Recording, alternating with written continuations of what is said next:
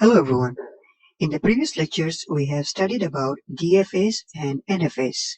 So in this lecture, we will be studying about how to convert NFAs to DFAs. Alright, so let's get started. Okay, so we say that every DFA is an NFA, but not vice versa.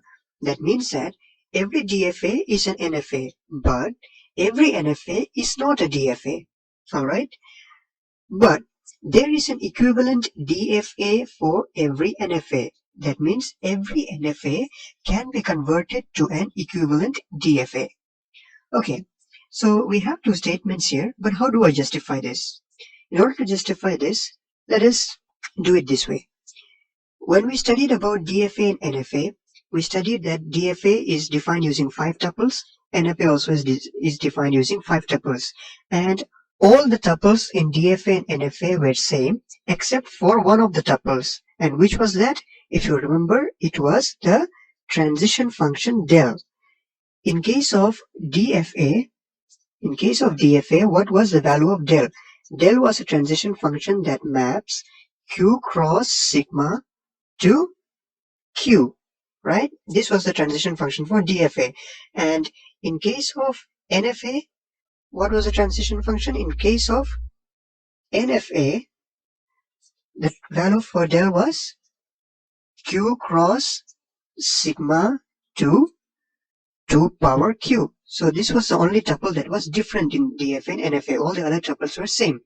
Now let's observe these two equations and try to figure out how can we justify this statement. So if you look carefully, you can see that Q cross sigma to Q, this part, it is contained in this part. Q cross sigma to 2 power Q. Q is also a part of 2 power Q. I hope you're getting what I'm saying. But 2 power Q is not a part of Q. So this, it is already contained in this. So we can look at these two equations and say that every DFA is an NFA, but every NFA is not a DFA. Alright? But there is an equivalent DFA for every NFA, but there is a way we can convert every NFA to a DFA. That means we can make them equivalent. There is a way to convert every NFA to DFA, and that is what we are going to see in this lecture. Alright, so to demonstrate this, let us take a simple example. Okay, so we have an example language here, L, which is the set of all strings over 0, 1 that starts with 0. So let us design an NFA for the language which accepts the set of all strings over 0, 1 that starts with 0. So here our input symbols, sigma is 0 and 1. So let me design the NFA for this. So in order to do that, we have a starting state which is state A, and A on getting input 0, I will send it to the next state which is state B, and my condition is that it should start with 0. So A on, this is the first input I get, A on getting input 0 goes to B, and B should be my final state or the accepting state. And in B, after that, whatever I get, I don't care whether it is 0 or 1, it stays in B itself. So this is the NFA. This is the NFA for L. Alright, so how do we know it is an NFA? A on getting input 1, I did not mention where it goes. It goes to that configuration. So that is not mentioned means it is a NFA. Okay, now before proceeding, let us just draw the state transition diagram for this. I'm trying to draw the state transition diagram for this NFA. And in the state transition diagram, I will have my inputs here 0 and 1, and here I will have my states A and B. Okay, now let us fill up this table. A on getting input 0, where does it go? It goes to B. And A on getting input 1, where does it go? It goes nowhere. It goes to phi, right? Phi is the dead configuration. So remember that this det configuration in NFA will be, what will be its equivalent in DFA? In DFA, the equivalent of det configuration will be a dead state or a trap state. So keep that in mind.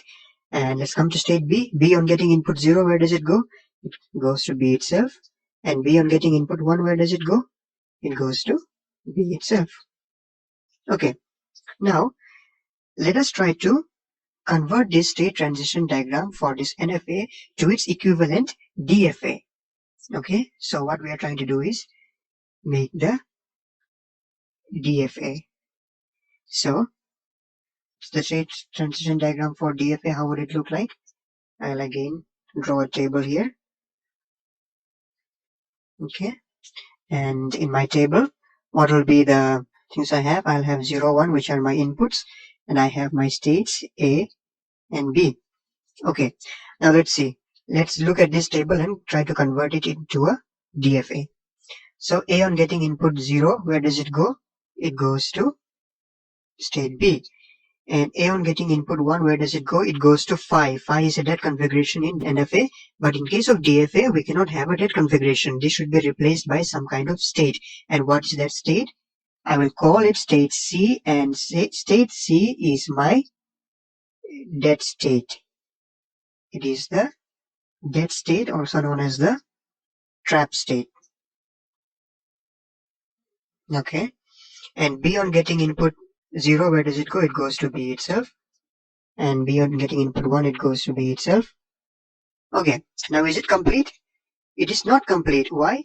This is a DFA, and I should mention clearly about each and every state where it goes on getting particular inputs. I've mentioned about A and B, but here I have a new state in this DFA, and that is state C. So I need to mention about state C as well.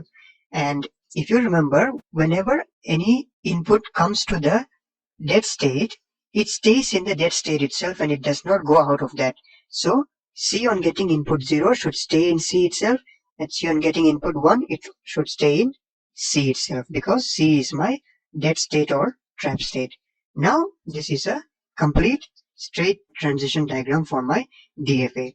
Now let me draw the diagram, state diagram for this. Here I should have A and then B. My final state should also be B, right? And in here I have an extra state, that is state C. Okay, so A is my starting state. A on getting input 0, it goes to B, right? And A on getting input 1, it goes to C. Should go to C on getting input 1. All right. And B on getting input 0 and 1, it stays in B itself. Stays in B itself on getting input 0 or 1. And let's come to state C. C on getting input 0 and 1, it stays in C itself. Okay. So here I have the complete DFA. Let us check if it is complete. In A, I have mentioned what happens when it gets 0 and 1. Yeah, A is complete. B also I have mentioned what happens when it gets 0 and 1. B is complete. C also I have mentioned what happens when getting input 0 and 1. So C is also complete. So now we have made the equivalent DFA for this above NFA. And this is how you convert a NFA to its equivalent DFA. So I hope this was clear to you. And thank you for watching, and we will see more examples in the next lecture. In the previous lecture, we have seen how to convert NFA to DFA. And in this lecture, we will be seeing another example of converting an NFA to a DFA. Alright, so let's get started. Okay, so here we have an example language L, which is a set of all strings over 0, 1 that ends with 1. So what we have to do is we have to design the NFA for a language that accepts the set of all strings over 0, 1 that ends with 1, and after designing the NFA, we will convert it to its equivalent DFA. Okay, so let's see how we can do this. So here, my input symbols are 0 and 1. So how can we design the NFA for this? We will first have a starting state, which is state A. A is my starting state, and A on getting input, either 0 or 1, it stays in A itself.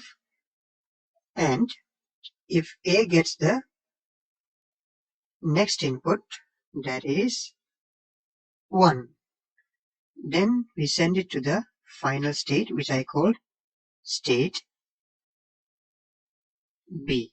That means in the beginning, I don't care what it is, let it be 0 or 1, but when the last string is 1, if we get the final string as, or the final symbol as 1, then it goes to final state B. And in B, we don't mention what happens after that because we want it to come to B and be there. If we mention something else in B, that means that will not be the last string. So this is an NFA, so I don't mention what happens. B goes nowhere after this because this is an NFA. So this is the NFA.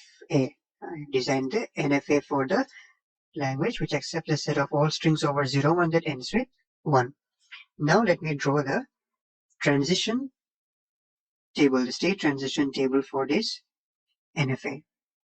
So what will be the elements in my state transition table? I'll have my inputs 0 and 1 here, and here I'll have my states which are A and B. And A on getting input 0, where does it go? A on getting input 0, it stays in A itself. It stays in A itself. And A on getting input 1, what happens to A? A on getting input 1, it stays in A itself, and also it goes to B. It has two transitions. So that is why I'm using this set notation here, A, comma, B. A on getting input 1 goes to both A and B. And B on getting input 0, where does it go? It goes nowhere. B on getting input 1, where does it go? It goes nowhere. So we'll write it as phi. B does not go anywhere. So now we have the state transition diagram for the NFA. Now let us try to convert it to the equivalent DFA. So for that, let us draw the state transition diagram for the equivalent DFA. Now what we are going to design is the DFA. So let us try to convert this to its equivalent state transition table for DFA. For that, again, I'll have my inputs 0 and 1. And first of all, let me start with state A. Let us make the transition table by looking at this table. A on getting input 0, where does it go? It goes to A itself. Goes to A itself. And A on getting input 1, where does it go? A on getting input 1, it goes to two states, A and B. But this is a DFA. In a DFA, a state on getting a particular input, it can go only to one state. It cannot go to more than one state. So I cannot send it to two states A and B. So what I will do here is that I will combine these two states A and B and I will make them one state and I will call it AB. Alright, so AB is not two states, but AB is a single state. So AB, it is a single state. Single state. Okay, so coming to the next state in this transition table is state B.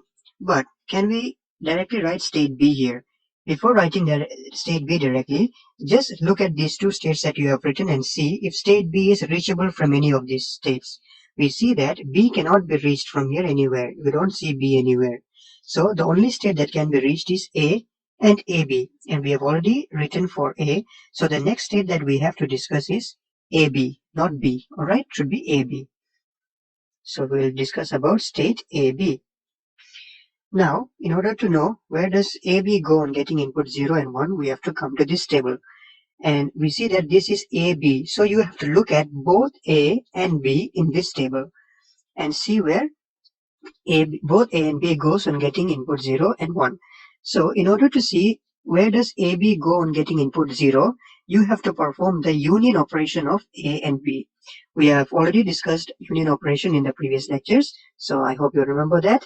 So in order to see where does AB go on getting input 0, we perform the union of A and B. So a union of A and B means union of A and phi. And union of A and phi is A. It's only A. Alright. And where does AB go on getting input 1? AB on getting input 1, I have to perform the union operations of A and B. On getting input 1, union operation of AB and phi. Union operation of AB and phi will be AB. AB. Okay. So I have written for AB. Now, do I have to write for state B? If I look here, there is no way I can reach state B. The only way I can reach is through AB. So you don't need to write for this state B. This transition table for this DFA is complete. Okay, so now let us draw the state transition diagram for this DFA that we have designed. So I have two states A and AB. A, which is also my starting state or initial state, and then AB. AB is a single state, and also AB will be my final state. AB will be my final state. And A on getting input 0, where does it go? It goes to A itself. A on getting input 0, it goes to A itself. And then A on getting input 1, where does it go? It goes to AB. A on getting input 1, it goes to AB. And AB on getting input 0, where does it go? It goes to A. AB on getting input 0 goes to state A. And AB on getting input 1, where does it go? It stays in AB itself. AB on getting input 1, it stays in AB itself. So now we have designed the DFA for this NFA. Let us check if it is complete. I have mentioned in state A where it goes on getting input 0 and 1. AB also I have mentioned where it goes on getting input 0 and 1. Okay, so it is complete. And let us see if it is going to accept the set of all strings over 0, 1 that ends with 1. We see that whenever the last symbol is 1, it comes to the final state. And when it is 1, it stays in the final state. And if it is a 0, it goes to state A, which is not a final state. So it will accept all the strings that ends with 1. So this is how you convert the NFA to its equivalent DFA. And the method that we have used here in this example and also in the previous example for converting NFA to DFA is known as subset construction method. It is known as subset construction method. So this is the method that we followed in these two examples for converting this NFA to the equivalent DFA. So I hope this example was clear to you. Thank you for watching and see you in the next one where we will be discussing another example. Okay, so here we have a question. Find the equivalent DFA for the NFA given by M equal to ABC, AB del AC, where del is given by this. So what is the meaning of this? This is actually the formal definition or the formal way of representing an NFA. So in the previous lectures, I have already taught you how an NFA is formally defined. So I taught you that NFA is defined using 5 tuples. 1, 2, 3, 4, 5. Where what does this tuples mean? This tuples means that this first one, A, B, C are the states. We have 3 states, A, B, C, and then the second tuple is the inputs, which are A and B, and then we have a transition function del, and then this A shows that this is the starting state or the initial state, and this C is the final state or the accepting state. And here del, the transition function del is defined by this table over here. We have 3 states A, B, C. A on getting input A goes to both A and B. A on getting input B, it goes to C. B on getting A, it goes to A. And B on getting input B, it goes to B. And C on getting input A, it goes nowhere. That means it has no move. It goes to phi. And C on getting input B goes to states A and B. And here A is the initial state. That's why I've given this arrow. And C is the final state. That is why I've given this circle around this. So before we proceed, let us just draw the state diagram for this NFA. Okay, so here I have drawn the state transition diagram for this NFA. We have 3 states A, B, C. A on getting small a goes to A itself, and also it goes to B. And A on getting input small b goes to state C. And state B on getting input small a, it goes to state A. And on getting small b, it stays in B itself. And C on getting input A does not go anywhere. and C on getting input small b, it goes to state A as well as state B. Now we will convert this to the equivalent DFA, and we will be using the subset construction method that we have discussed in the previous lecture. So I'll use this table to convert this transition table to the equivalent transition table for DFA. So what will be the elements in my table? I'll have my inputs A and B, and what will be the states I have? I'll start with the starting state or initial state, which is state A. And then let's see, A on getting input A, where does it go? A on getting input A, it goes to two states, A and B. But in DFA, a state on getting a particular input can go only to one state, so we cannot send it to two states. So I will combine A and B and make a new state which I will call AB. AB is a single state, alright? And then A on getting input small b, it goes to state C. It goes to state C. And then what will be the next state that I have to discuss? Here, we have to first check what are the states that is reachable. The only states that are reachable are A, B, and C. So I can start with either A, B, or C. Let me start with A, B. I'll discuss state A, B. And how do we do this? In order to know where does A, B go on getting input A and B, we have to look at this table and look at both states A and B, because we are doing A, B here. So look at states A and B and perform the union operations of A and B to get the result here. So AB on getting input A, where does it go? For that, look at this. A and B perform the union operation of A and B on getting input small a. So union operation of A and B will be A, B, and A. So A is common. The next thing is B. So it will be A, B. So this will be A, B. And when getting input B, where will it go? Perform the union of this, union of B and C. So it will be BC, capital BC. Okay. Now let's see what are the states that are reachable. AB and BC. So AB is already discussed. The next one is BC. Let me write for BC. BC. So how do we do for BC? Look at this table and perform the union operation of B and C. So on getting input A, union of B and C is A and phi. That means just A, right? Just A. And then on getting input B, what happens? Perform the union operation of B and C on getting input small b. Union operation of B and AB will be AB itself. AB. Okay. Now, what are the states reachable from here? A and AB. A is already discussed. AB is also already discussed. And what is remaining that we have not discussed? We have not discussed state C. So let us write for state C. So in state C, when state C gets input A, it goes nowhere. But in a DFA, we cannot leave a state like that.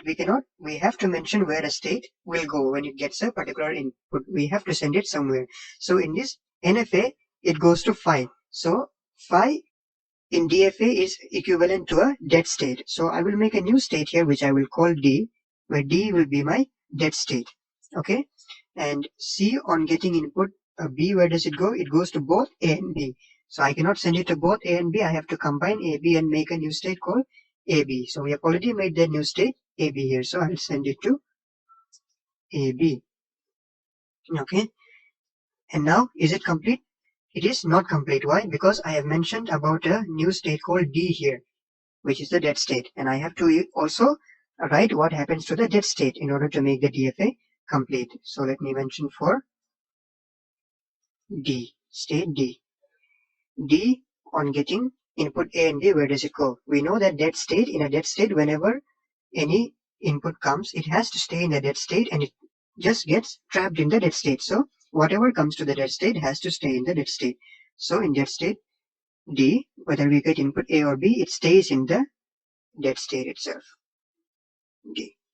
Now my table is complete. But here we have mentioned what is the initial state, but we did not mention what is the final state. So what would be my final states among these states? So we see that in the NFA, C was the final state. So in DFA, what will be the final state? In NFA, since C was the final state, I have to make all the states that contains C in this DFA as final states. So I see that here in BC there is C and here there is C. So both of these states should be my final states. So I'll put a circle around them, around both of them, indicating that both these are the final states. Okay, now we have made the transition table. Now let us try to draw the transition diagram for this DFA. So let me start with my starting state A. A is my starting state. And A, on getting input small a, it goes to state AB. Here I'll mention state AB here. Alright. A will go to this AB on getting input small a. And A on getting input small b, it goes to state C. So I'll make another state here called state C. And we have to note that state C is a final state. So I have to put 2 circles around state C. Okay, A on getting, what input does it go to state C? On getting input small b. A on getting input small b, it goes to state C. Okay, now coming to state AB. AB on getting input small a, it stays in AB itself. Stays in AB itself on getting input small a. And AB on getting input small b, it goes to state BC. So I have to make a new state BC here. BC. And we have to note that BC is also a final state. So we have to put 2 circles around it. So AB goes to BC on getting in. AB goes to BC on getting input small b. Getting input small b, it goes to BC. Okay, now we have finished for AB. Now coming to BC. BC on getting input small a, it goes to A. BC on getting input small a should go to A. It is on getting input small a. And BC on getting input small b goes to AB. BC on getting input small b, it has to go to AB. That is on getting input small b. Okay, and we have completed BC. Now coming to state C. C on getting input A goes to D, which is a dead state. So I'll make a dead state over here, which I'll call D. So C on getting input small a goes to D, and C on getting input small b goes to AB. On getting input small b, it goes to AB. And dead state, that is D, on getting input A and B, it stays in D itself. So whatever it gets, whether it is A or B, it stays in B itself. So here we have completed the DFA for the NFA that was given. Using our subset construction method, we have constructed this DFA. So I hope this was clear to you. And now if it was clear to you, I would like to give you one assignment, one task. And the assignment will be try to find out what does this NFA and its equivalent DFA accept. So here in this lecture we have discussed about this NFA and we have designed its equivalent DFA. Now your task will be to find out what this NFA and this DFA accepts. We did not mention what kind of strings or what is this DFA and NFA doing. What is its task? What is it actually accepting? What kind of strings is it actually accepting? So try to find out what this example that we have discussed accepts and try to leave your answer in the comment section below. Hello everyone. In this lecture we will be converting another NFA to a DFA. So given below is the NFA for a language L, which is a set of all strings over 01 that ends with 01. So we have to construct its equivalent DFA. So here we see the transition diagram for this NFA, and here we have the transition table.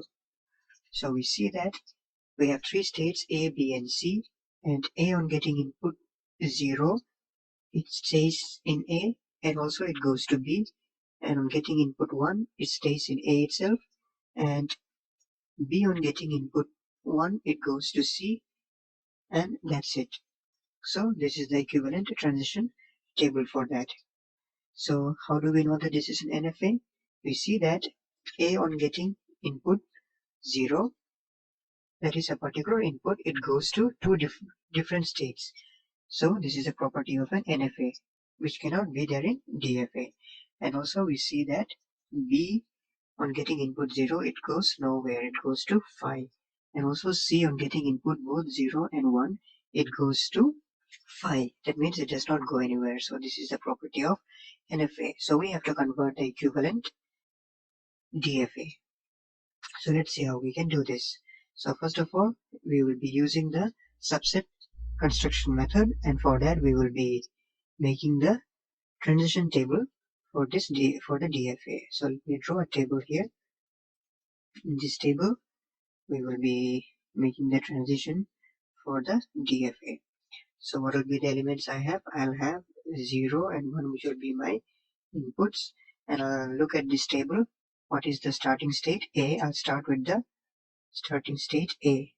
I'll give this arrow to indicate it is a starting state. And A on getting input 0, where does it go? It goes to states A and B.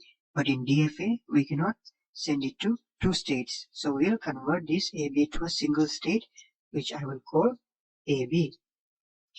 And A on getting input 1, where does it go? It goes to A itself. So that is okay. We can do the same thing here. Now, how do we define the next state in this DFA? So we have to look at these states, and we see that we should search what are the states reachable from this state. And the states reachable from this state are A, B, and A. A is already mentioned, so the next one is AB. So we will make the transition for AB.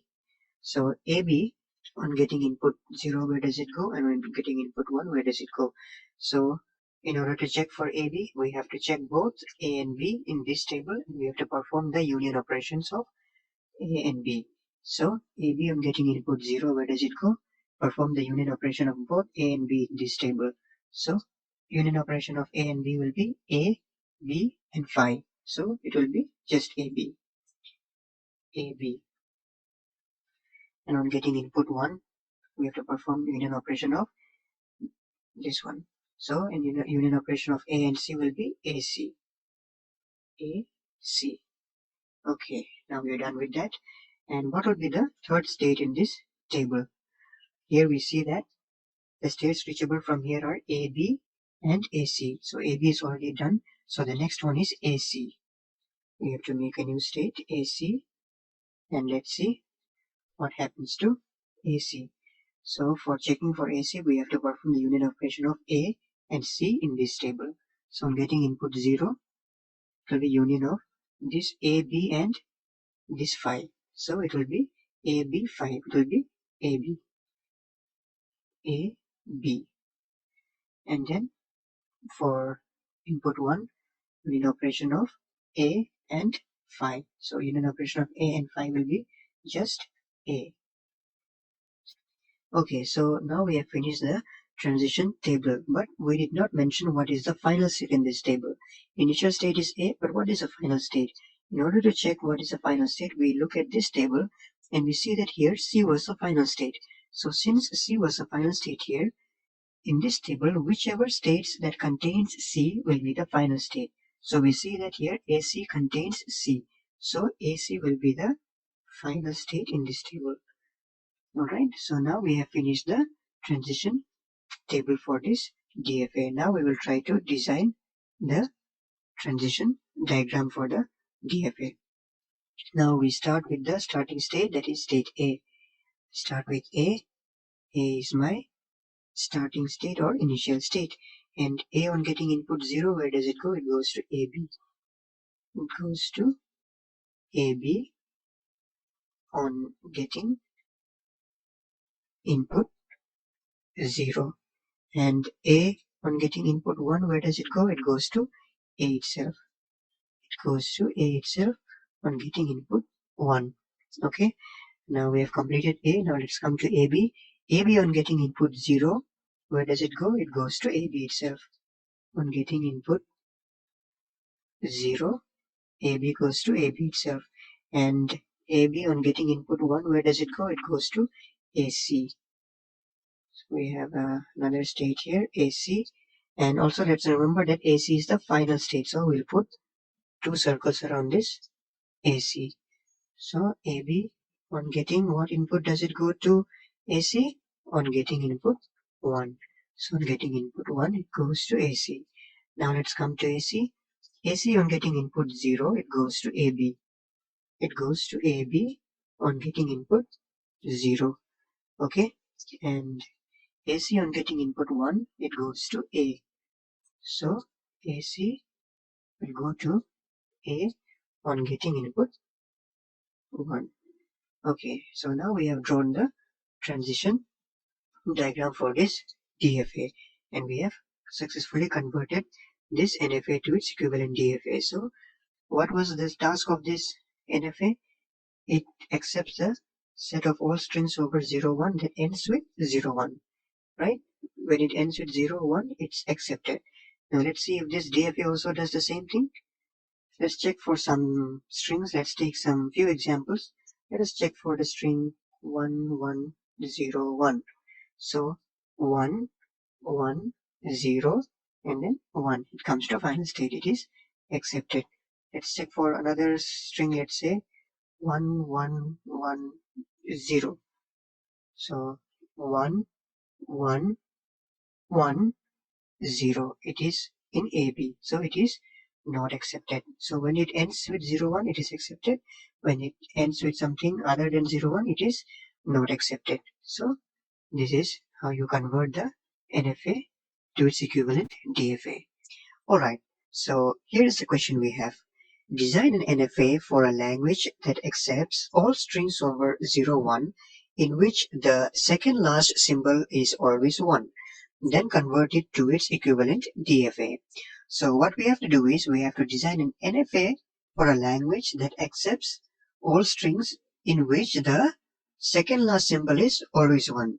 So for example, the strings that it should accept are strings like 1, 0, 1, 0. See, second last symbol is 1. Or let's say 1, 1, 0.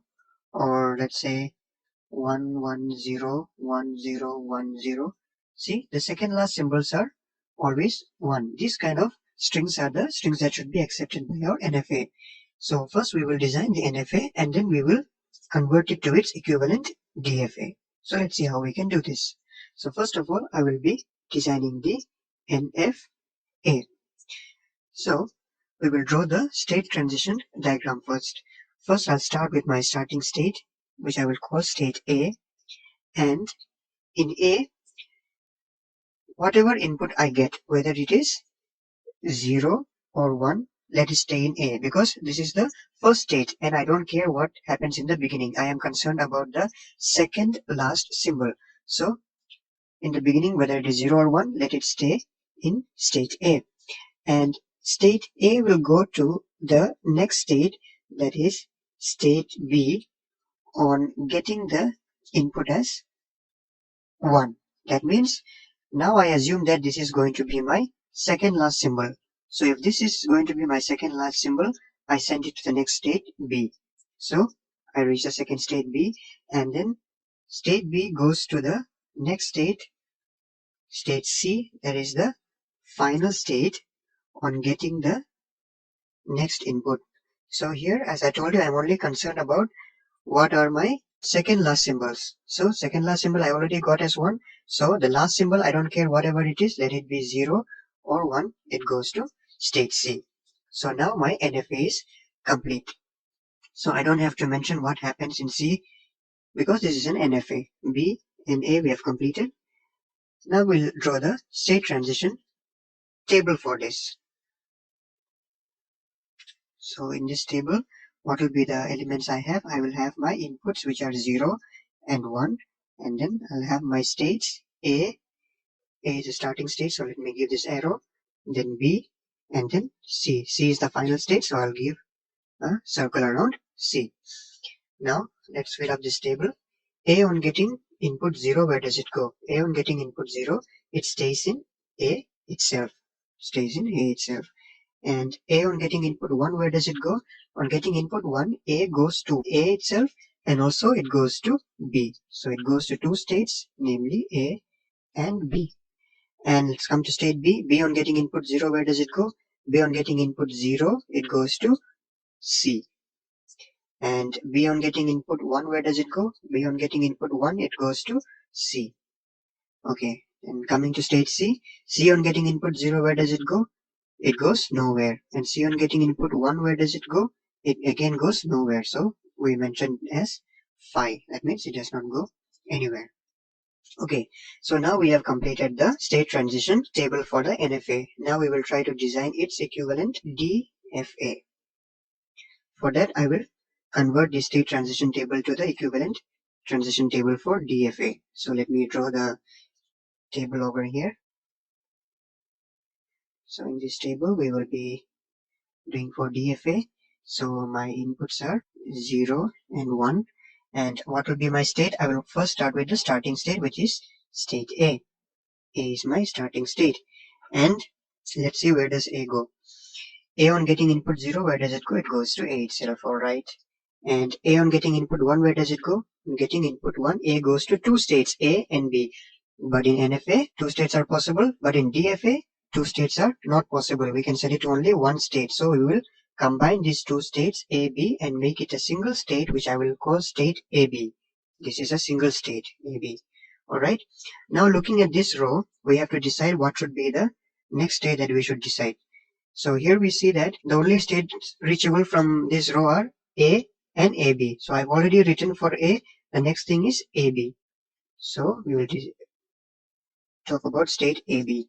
And in order to see where does AB go and getting input 0 or 1, what should I do?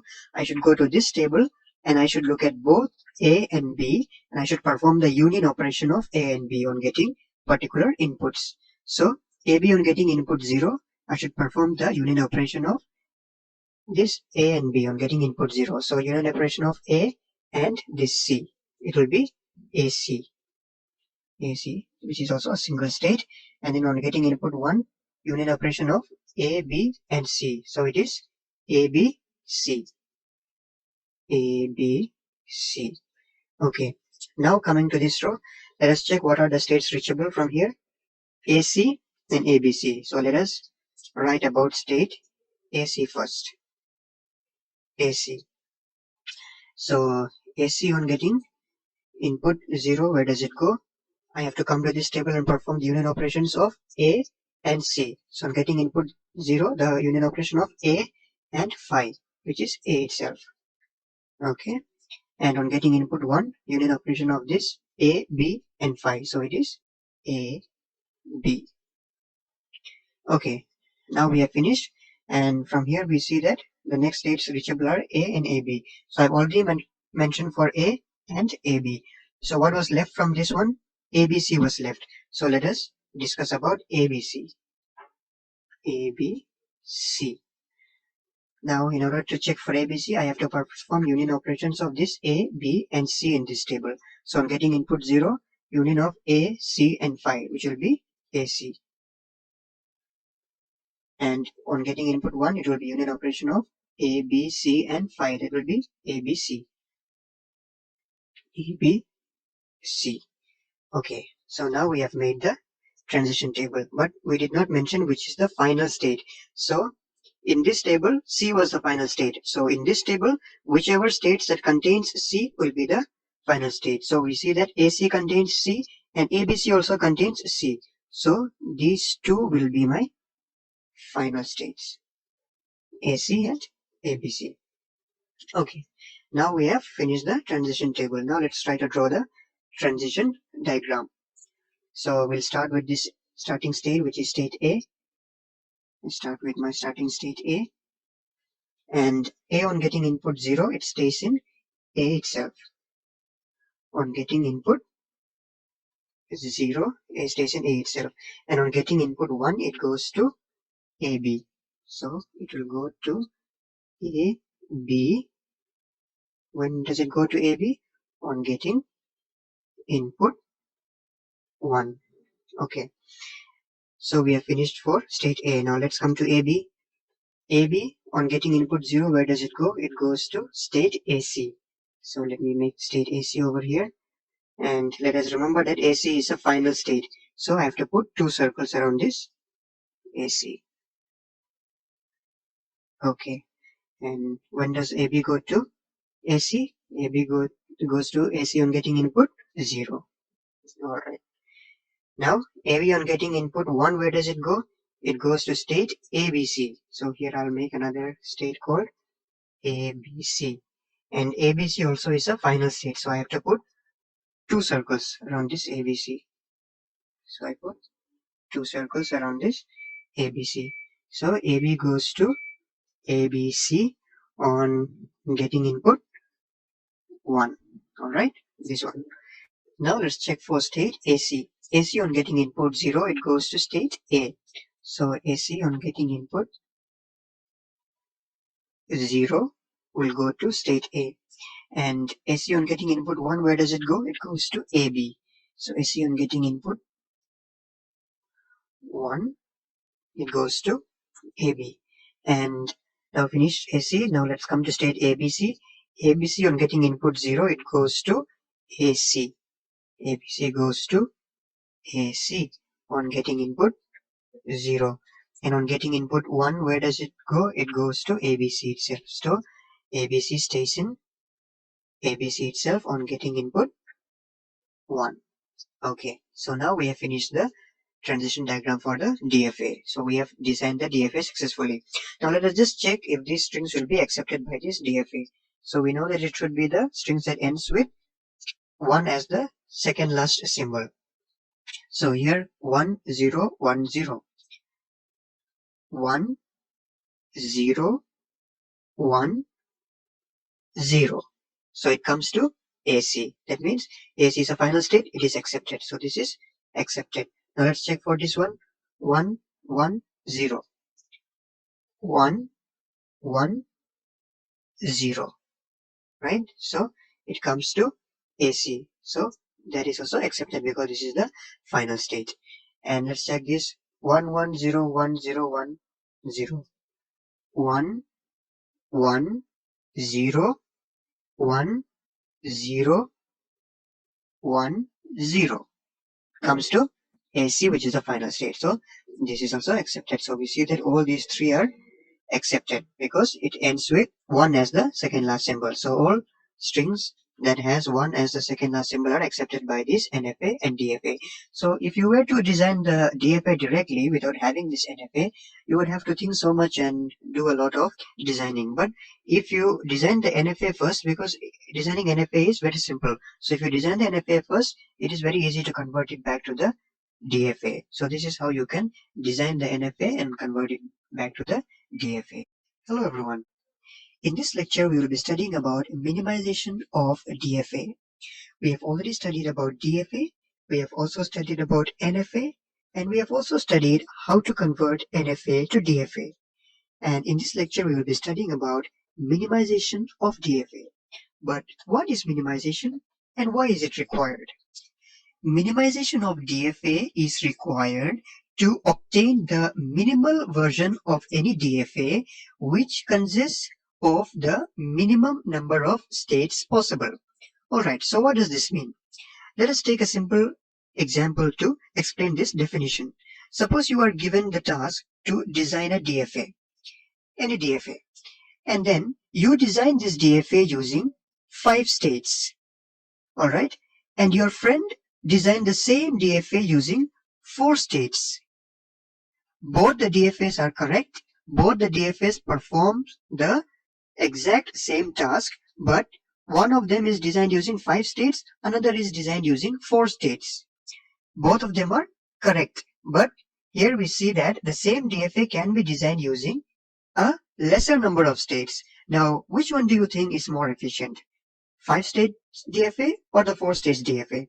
Obviously, it will be the one with the lesser number of states. So, we want to design the DFA using the minimum number of states possible. That is known as the minimal version of any DFA.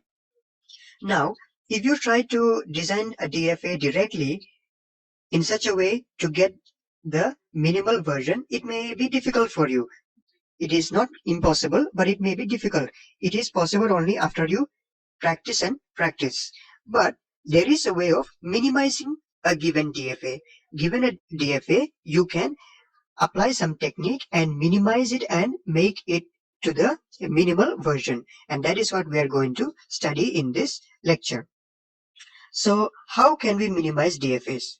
So let's say that you use these 5 states, 1, 2, 3, 4, 5.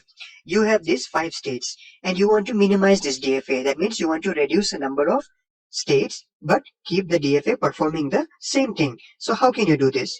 What you can do is you can combine 2 states. Let's say these 2 states, you combine them together and you make this a single state. And then now you have 1, 2, 3, 4 states. So that is how you can minimize it. But how can you simply combine 2 states? You cannot just simply combine 2 states. There is a condition when you can combine 2 states. And what is that condition? 2 states can be combined only when these 2 states are equivalent. When they are equivalent. Now, when are 2 states said to be equivalent? What is the meaning of equivalence? 2 states A and B are said to be equivalent if A on getting a particular input string X. Here X is any input string.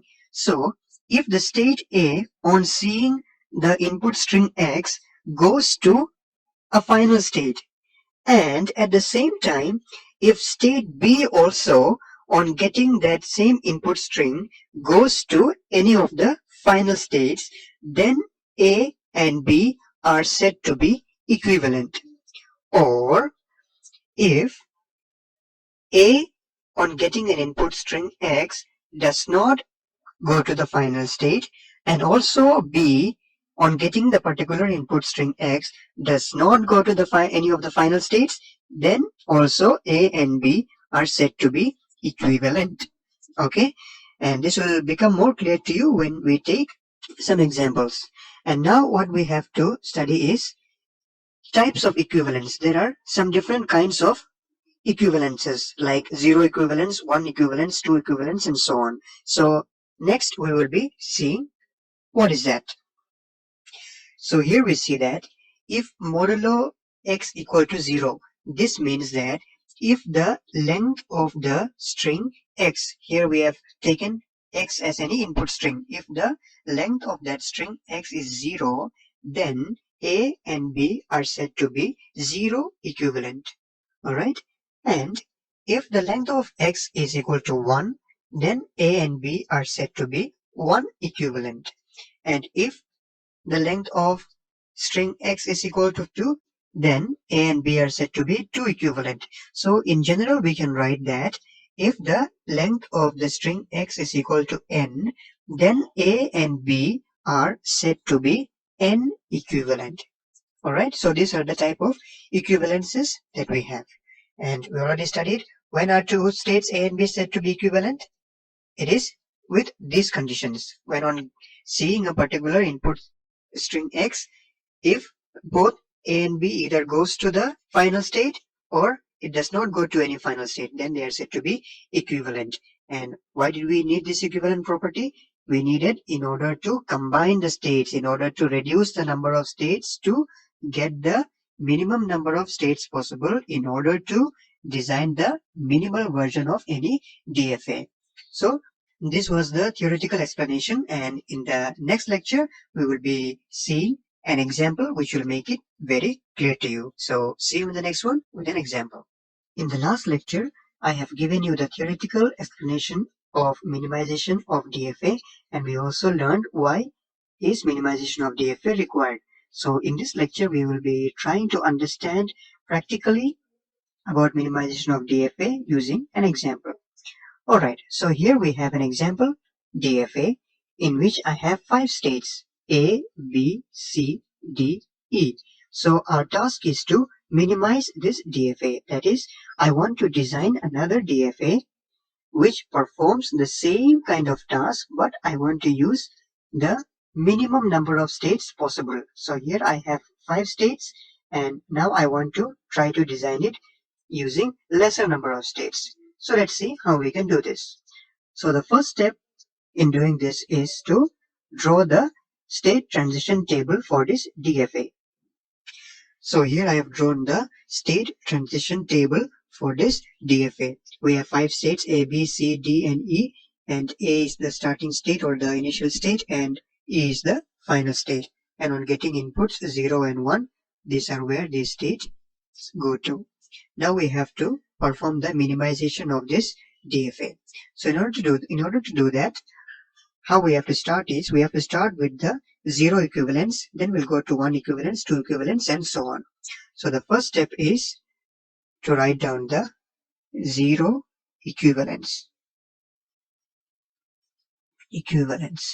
So how do we write the 0 equivalence? In order to write down the 0 equivalence, it's very simple. You have to just write the non-final states together as one set, and you have to write the final states as another set. So here, what are my non-final states? A, B, C, and D. So I will make this as one set. A, B, C, and D. And what are my final states? Here I have only one final state, that is E. So this is the first step of writing the 0 equivalence. So it is very easy to write the 0 equivalence. Just write the non-final states as one set and the final states as another set. Okay, so that's it about 0 equivalence. Now let's come to 1 equivalence. 1 equivalence.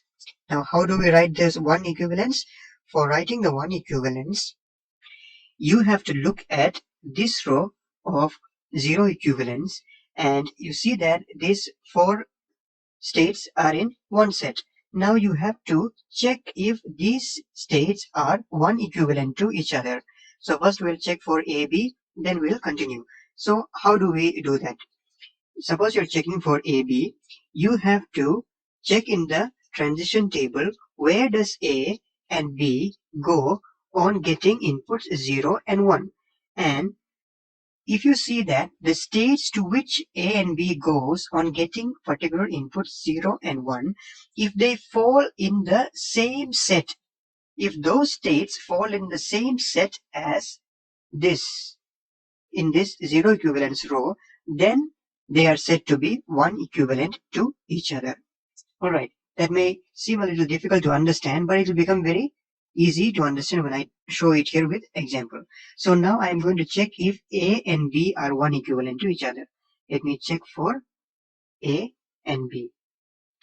So in order to check for A and B, I come to this table and see A and B, where does it go on getting input 0 and 1?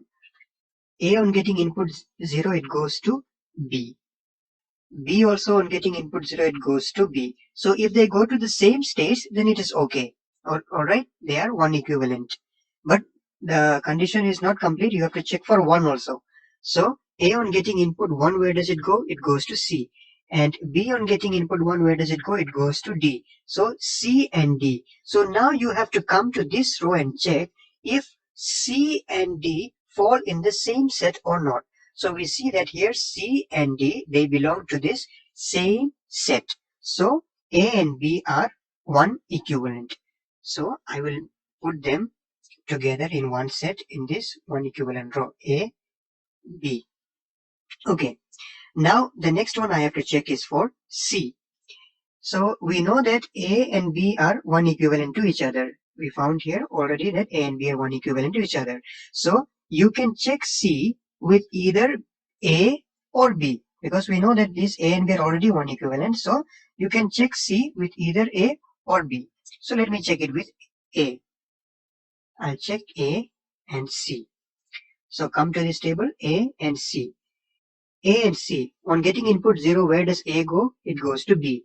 And getting input 0, where does C go? It also goes to B. So they go to the same states. So that is okay. Now let's check for 1. A on getting input 1, it goes to C.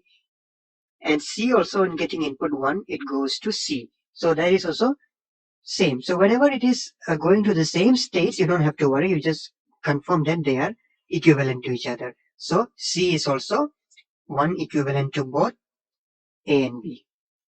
Okay. Now the next one I have to check is for D. Now I can check D with either A, B or C because we already found that A, B, C are 1 equivalent to each other. So let me check D with C. You can check with A or B also. It's okay. But let me check with C. So C and D. Come to this table, C and D. C and D on getting input 0, where does it go? It goes to B, B. So both are same, it's fine. Now on getting input 1, where does C and D go? C goes to C and D goes to E. C and E. Now check if C and E fall in the same set or not in here. We see that C belongs to this set, but E belongs to another set. So C and E does not belong to the same set. So C and D are not 1 equivalent to each other. So D is not 1 equivalent to C. So if it is not 1 equivalent to C, it will not be equivalent to B nor to A. Right? So I have to close this and make a separate set for D now. Okay, and E I write as it was before. Okay, now we are done with 1 equivalence. Now the next one is 2 equivalence. 2 equivalence. Now, in order to check for 2 equivalence, you have to use this row. Okay, for 1 equivalence, we used the row of 0 equivalence, but for 2 equivalence, you will have to use the row for 1 equivalence. So, whenever you check for the equivalence, you have to check the row just above it. So, for this, I have to check this row. Okay, now here, what are the states which we should check? We have to check A, B, and C. We don't have to check for D and E anymore because they are a separate set by themselves and they cannot be combined with any other sets anymore. So D and E you don't have to check anymore. What you have to check is for A, B and C. So first of all, let me check for A and B. A and B, on getting input 0, it goes to BB, fine. Same set, same states, no problem. And A and B on getting input 1, where does it go? It goes to C and D. Now check if C and D belongs to the same set or not. C belongs to this set and D belongs to this set. Now we see that C and D does not belong to the same set. So A and B are not 2 equivalent to each other. So I have to write A here and I have to form a separate new set for B now because they are not 2 equivalent to each other. Okay, now I finished for A and B. Now I have to check for C. Now here we see that A and B are separate. So I don't know whether C will be 2 equivalent to A or to B. So I have to check separately. So let me first check for A and C. A and C, whether they are 2 equivalent or not. A and C. On getting input 0, where does it go? It goes to B and B. Same states, no problem. And on getting input 1, A and C, where does it go? It goes to C, C. Both goes to the same states. So A and C are 2 equivalent to each other. So I can put C in this set. So B is now a separate set. D, I'll write it down as it was. And E also, I write it down as it was. Okay, now we have finished 2 equivalents. Now coming to the next one, that is 3 equivalents. 3 equivalents. Now in order to check for 3 equivalents, what we have to do? We have to check this row. We have to use this row now of 2 equivalents because that is the row just above these 3 equivalents. Okay, now I don't have to check for B, D and E because they are 3 separate sets and I cannot combine them with anything. Now I have to only check for A and C. Let's check for A and C. A and C. On getting input 0, where does A go? It goes to B. And C, where does it go? C also goes to B. So same states, it's okay. And on getting input 1, where does A and C go? A goes to C, B also goes to C. So again we got the same states, so they are 3 equivalent to each other. So I can write A and C together. And I'll write the rest of the things down as they are because I don't have to check for them anymore. They form their own separate sets. Okay. Now if you observe carefully, you see that these 2 equivalents and 3 equivalents, the result that we got for them are the same. Here we see AC as one set, then BDE. Here also we see AC as one set and BDE. So when you find that 2 rows consecutively are giving the same result, that means it is time to stop the process. You can end the process. You don't have to continue further. Now if you continue for 4 equivalents, 5 equivalents, or up to n equivalents, you will always get this same answer. Alright, so now you can stop the process and now you can draw the DFA.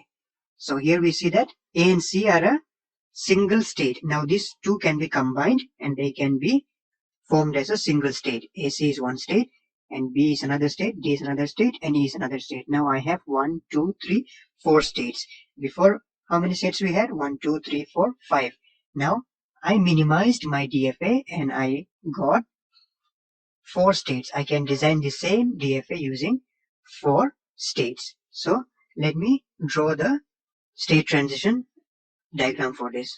For this, let me just bring this table down because we need to look at this table for drawing. So the same transition table which we used above, I will draw it here. Okay, so I have just copied down the same transition table as above. This is the same thing. I have not changed anything. Now we will design the DFA, the minimal DFA that we have obtained over here. So here AC will be one single state. Okay, AC is one single state, and also since in the previous table A was the initial state, and so here we have A, so this AC will now be my initial state. Okay, and then the next state I have is B. I have another state B over here, and then D and E. So let me draw D over here, and then I have E. And E was my final state in the previous table, so here also E will be my final state. Okay, now let's see. AC on getting input AC, this AC on getting input 0 and 1, where does it go? So for AC, I have to check in this table A and C. So A on getting input 0, it goes to B. C on getting input 0 also, it goes to B. So we have designed it in such a way that this, if you check for AC, both A and C on getting input 0 or 1, it will go to the same states. Okay, so it goes to state B on getting input 0. So on getting input 0, I'll send it to state B. This is on getting input 0. Okay, and then coming to the next one, on getting input 1, where does it go? It goes to C, right? Here C also goes to C. So we see that it goes to C. But where is C? C is this one itself. So it goes to itself because C is here only, right? On getting input 1. Okay, now we have finished for AC. Now coming to B. B on getting input 0, where does it go? It goes to B itself. B goes to B itself on getting input 0. And B on getting input 1, where does it go? It goes to D. B goes to D on getting input 1. Okay, now coming to C. So we see that C is already completed. It was combined with AC. So look at D, this D. D on getting input 0, where does it go? It goes to B. D goes to B on getting input 0. Okay, and where does D go on getting input 1? It goes to E. D goes to E on getting input 1. And D is complete. Now let's go to E. E on getting input 0, where does it go? It goes to B. E goes to B on getting input 0. And E goes to C on getting input 1. And what is C? C is AC. 1. Okay, now we have completed the DFA. And we see that we have 1, 2, 3, 4 states here. So this is the minimal version of the DFA that was given in our example. Now if you check, both of these DFAs will perform exactly the same kind of task, but this has 4 states, the other one had 5 states. So this is the minimal version of the DFA.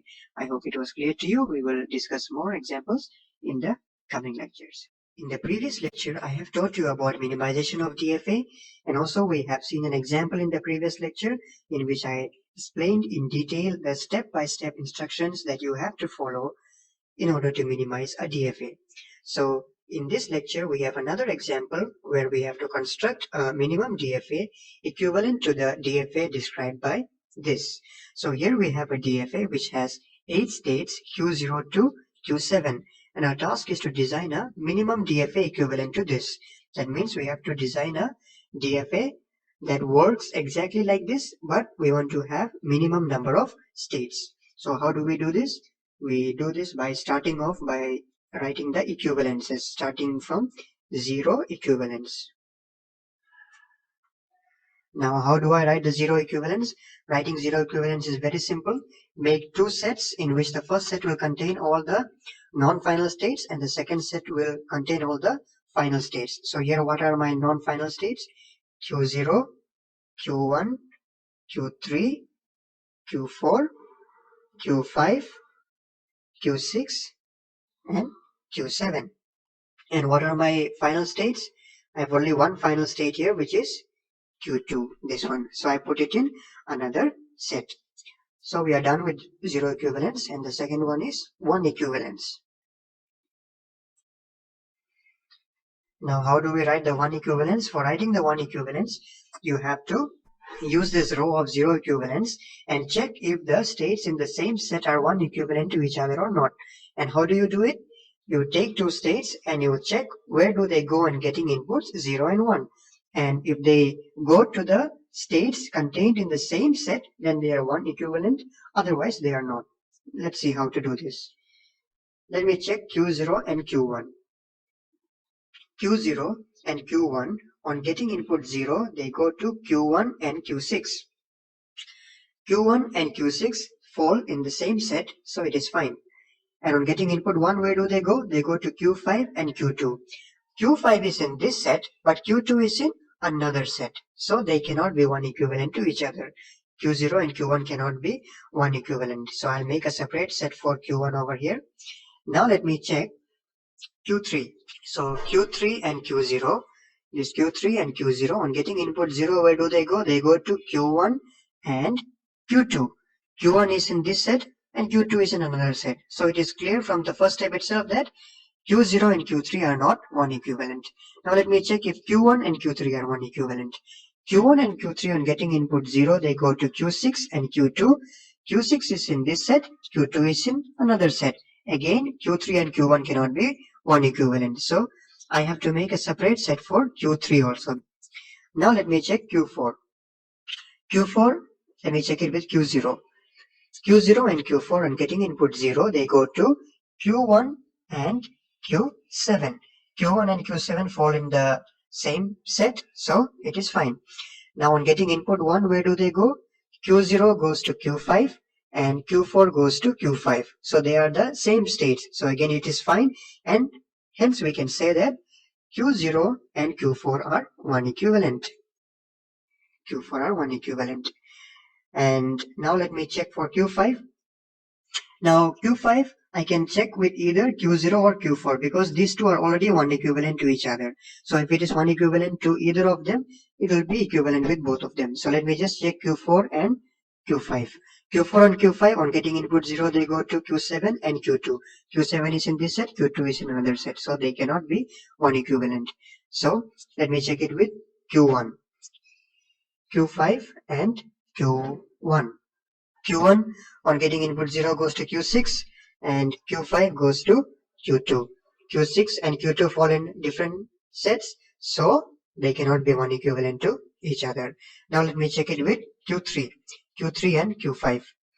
Q3 and Q5 on input 0, they go to Q2, Q2, same states, same set, fine. And on input 1, where do they go? Q6, Q6, again same states, so it is fine. So we can say that Q3 and Q5 are one equivalent to each other. So if you check for Q6 and Q7, you can find that Q6 will be one equivalent to Q0, Q4, and Q7 will be one equivalent with Q1. If you solve this, you can just get this. And remaining one is Q2, so I'll put it in another set, Q2. So this will be what you get if you continue to solve it. Now our next step is the two equivalents. Now how do I write the two equivalents? Writing two equivalents, you have to use this rows of one equivalence for checking. So how do I do? I have to check if the states in the same set are two equivalent to each other. So let me check for Q0 and Q4. Q0 and Q4 on getting input 0, they go to Q1, Q7. Q1 and Q7 fall in the same set, it is fine. And on input 1, where do they go? They go to Q5 and Q5. Same states, so it is fine. So we can say Q0 and Q4 are two equivalent to each other. Q0 and Q4 are two equivalent. Now, let me check for Q6.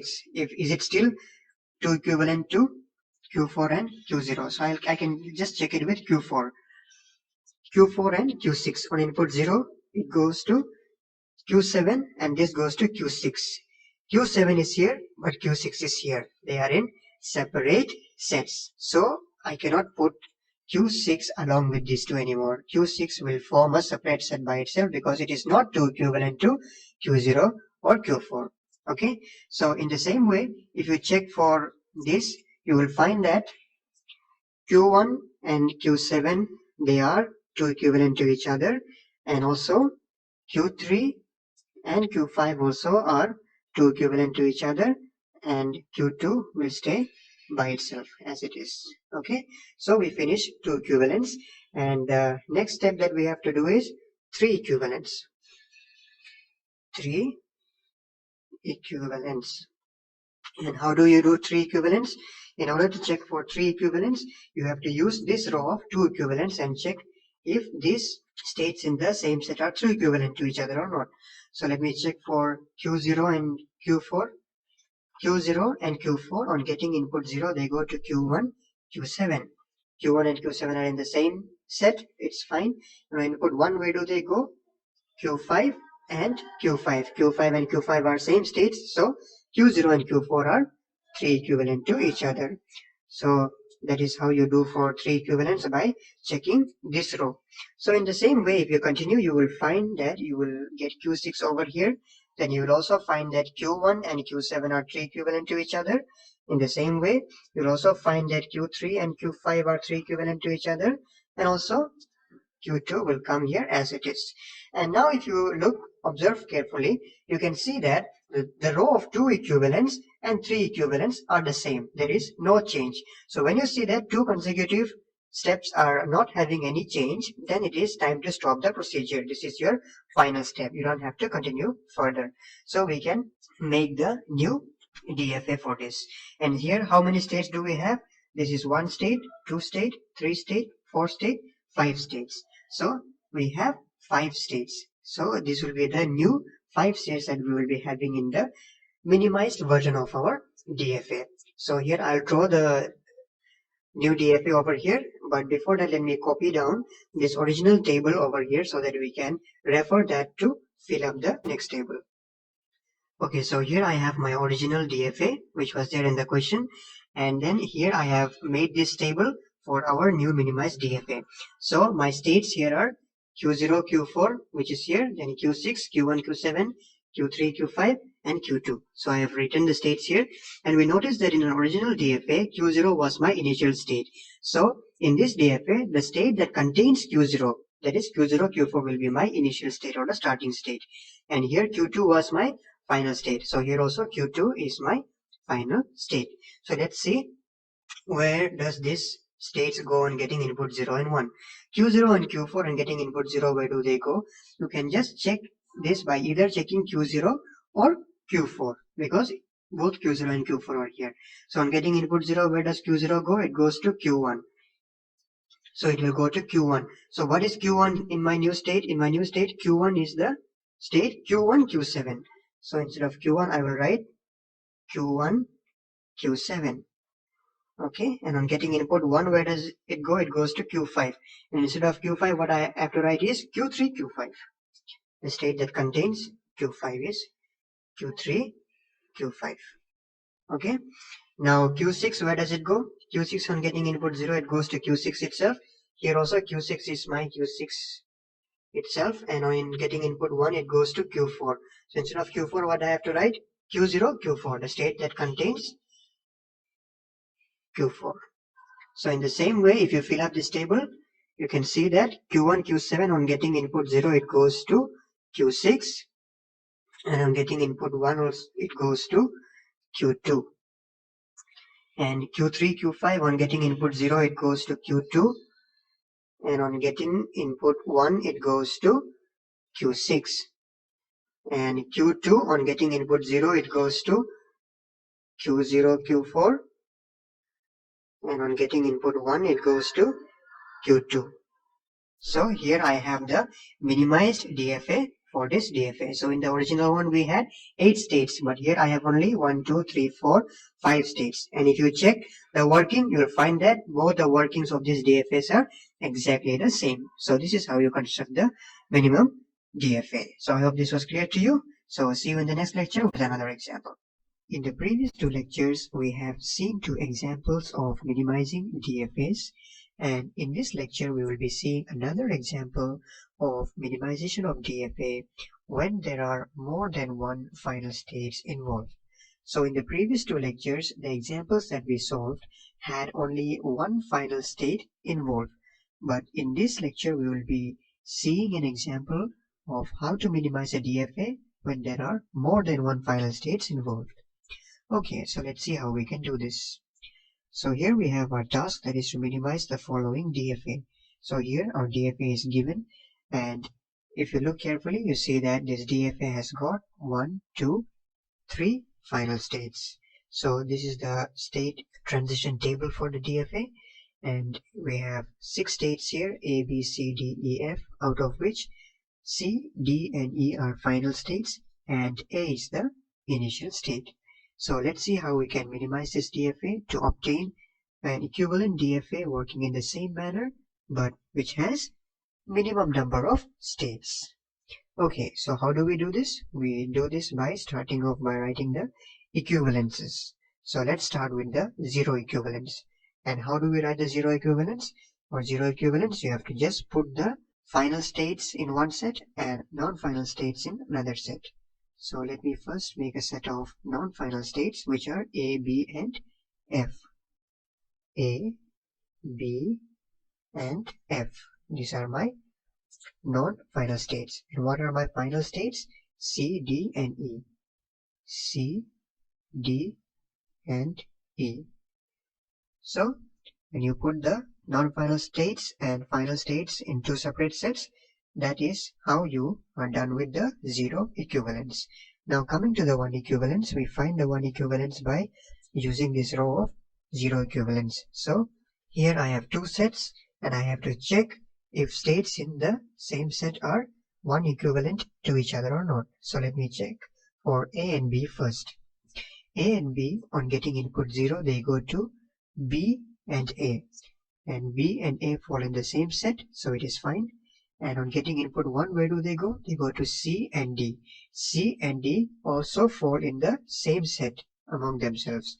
So we can say that A and B are 1 equivalent to each other. So in the row of 1 equivalence, I can put A and B together. Now I have to check if F is 1 equivalent to B and A. So let me check F with A. A and F, on getting input 0, they go to B and F.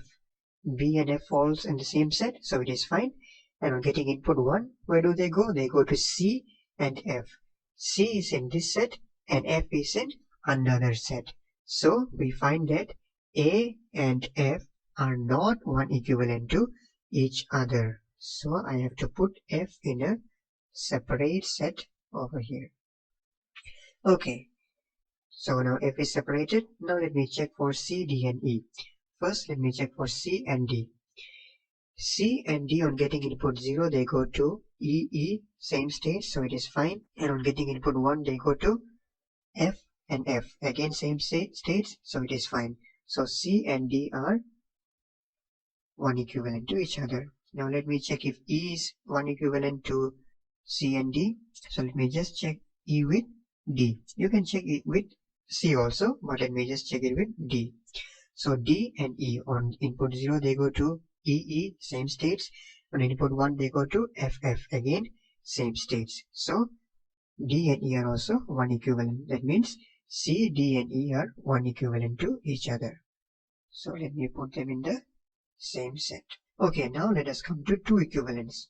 For two equivalents, I have to use the row of 1 equivalents for checking. So here now I have 3 sets, 1, 2, 3. So I have to check if elements in the same set are 2 equivalent to each other. So first let me check for A and B. A and B on input 0, they go to BA. B and A are in same set, it is fine. On input 1, they go to C and D. C and D are also in the same set. So I can say that A and B are 2 equivalent to each other. So I can put A and B in the same set. Now F is by itself, so I don't need to check. I can just write it down as it is. Now I have to check if C, D, E are 2 equivalent to each other or not. So let me check for C and D. C and D on getting input 0, they go to E and E. Same state, it is fine. And on getting input 1, they go to F and F. Again, same state, so it is fine. So I can say that C and D are 2 equivalent to each other. Now let me check if E is also 2 equivalent to both of them. Let me check it with D. So D and E on input 0, they go to EE. Same states, fine. And on input 1, they go to FF. Again, same states, so it is fine. So I can say that D and E are 2 equivalent to each other. That means C, D and E are 2 equivalent to each other. So here I have completed the row for 2 equivalents. Now if you look carefully, you find that the row of 1 equivalents and 2 equivalents are exactly the same. So that means it is time to end the process. You have got your new states that you need to have in the minimized DFA. So what will be my new states? The first state will be AB, second state will be F, and then the last state will be CDE. So let me draw the state transition table for this new DFA that we have obtained, which is the minimized DFA. So what will be the elements in my set? I'll have inputs 0 and 1, and then I'll have my first state AB. A, B is my first set, which is the first state, and also it is the initial state. Why? In the original DFA, A was the initial state. So the state that contains A, that is AB, that will be my initial state here. And then the next one is F. F is the next state. And then the next state is CDE. C, D, E. Okay. And you notice that in the original DFA, C, D, E were all final states. So here, this state by itself, it will be the final state. Now let's fill up this table. AB on getting input 0, where does it go? I can check with either A or B in this table. So A on 0, where does it go? It goes to B. So instead of B, what should I write here? I should write the state that contains B. What is it? AB. So I'll write here AB. Okay, and on input 1, where does it go? It goes to C. So instead of C, what should I write? I should write the state that contains C, that is CDE. CDE. Okay, and then F on input 0, where does it go? It goes to F, and on input 1 also it goes to F. So I can write F, because F is F itself in this new table also. And then CDE.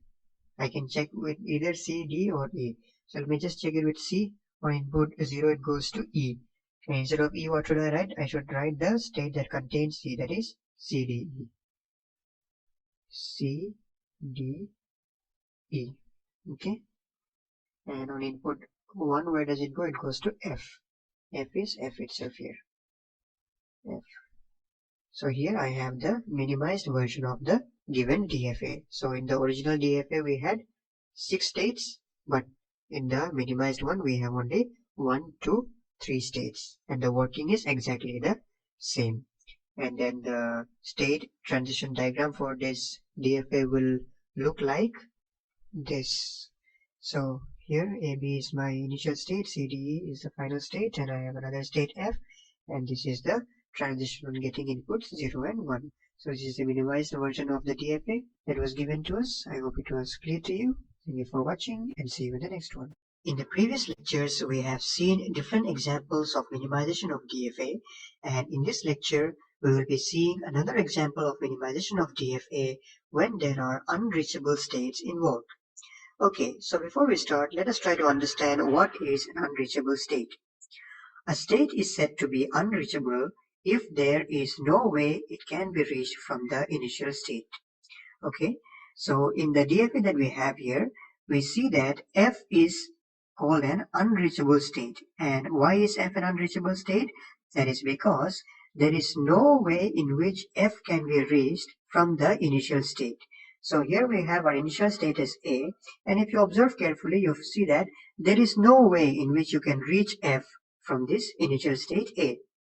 And there is another way in which you can easily identify an unreachable state, and that is unreachable states will only have outgoing transitions and will not have incoming transitions. So if you observe here, you see that the state F has outgoing transitions for 0 and for 1, but there are no incoming transitions. That means nothing comes into this F, only outgoing transitions are there. So that is how you can easily identify an unreachable state. Now let us see how we can minimize a DFA when there are unreachable states involved. The procedure is very simple. Whenever you have an unreachable state in your DFA and you need to minimize it, the first thing you have to do is just remove that unreachable state from your DFA and then proceed as you normally would do.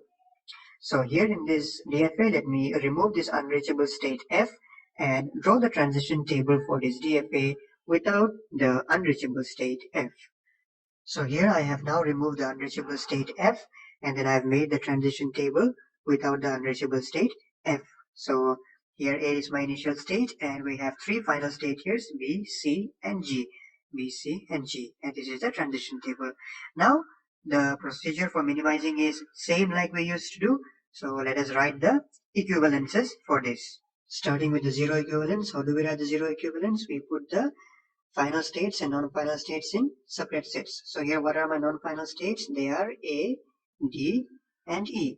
And what are my final states? My final states are B, C, and G. So that is how we write the 0 equivalence. And 1 equivalence, I'm not going to solve it step by step because I've already explained in the previous lectures. So if you solve it, you will find that in 1 equivalence, you will get states A, D, and E, which are 1 equivalent to each other. And then you'll find that states B and C are 1 equivalent to each other. And G is not 1 equivalent to any of the states. And if you solve for 2 equivalents, you will find that state A is not 2 equivalent to any of the states. And states D and E are 2 equivalent to each other. And state B and C are 2 equivalent to each other, and G is by itself. And in 3 equivalents, if you solve it, you'll find that state A is not 3 equivalent to any of them, and states D and E are 3 equivalent to each other, and states B and C are 3 equivalent to each other, and state G is by itself not 3 equivalent to any of them. So if you observe carefully, you can find that the rows of 2 equivalents and 3 equivalents yield the same result. So since they are same, it's time to stop the procedures, and these are the states that I have to make in my minimized DFA. So let me draw the transition table for the new minimized DFA over here. So here I have my transition table for the new minimized DFA, where I have states A, D, E, B, C, and G, like it is given here. And A was the initial state in the original DFA, so A is the initial state even in this one.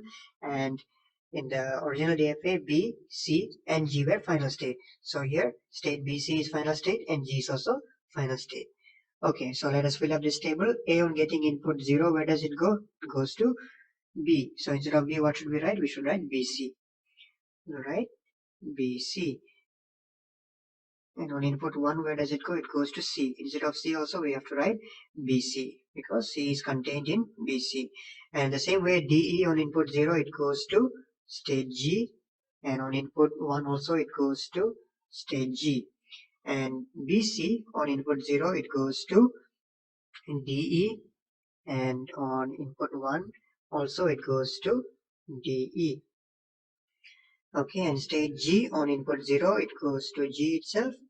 And on input 1 also it goes to G itself. Okay, so here we have completed the transition table, and now let me draw the transition diagram. So here we have A as my initial state or starting state, and then we have another state called BC. BC is another state, and let us know that BC is the final state, so I put 2 circles around it. And another state that I have is DE. DE is another state, and another state I have is G, and G is also final state, so I have to put 2 circles around G. And A on getting input 0 and 1, it goes to BC. On both input 0 and 1, it goes to BC. And BC on input 0 and 1, it goes to DE. So BC goes to DE on both inputs 0 and 1. And DE goes to state G on 0, and also on 1 it goes to state G. So DE goes to G on inputs 0 and 1. And what about state G? G on getting input 0 and 1, it stays in G itself. So G stays in G itself on getting inputs 0 or 1. So here we have completed the state transition diagram for the new minimized DFA that we have obtained. So in the original DFA, how many states we had? We had 1, 2, 3, 4, 5, 6. 6 states. And if you count the unreachable state, it would have been 7 states. But in the minimized DFA, we have only 1, 2, 3, 4 states. So here we have successfully minimized the given DFA even when there was a unreachable state by removing it and proceeding like we used to do. So I hope this was clear to you. Thank you for watching and see you in the next one.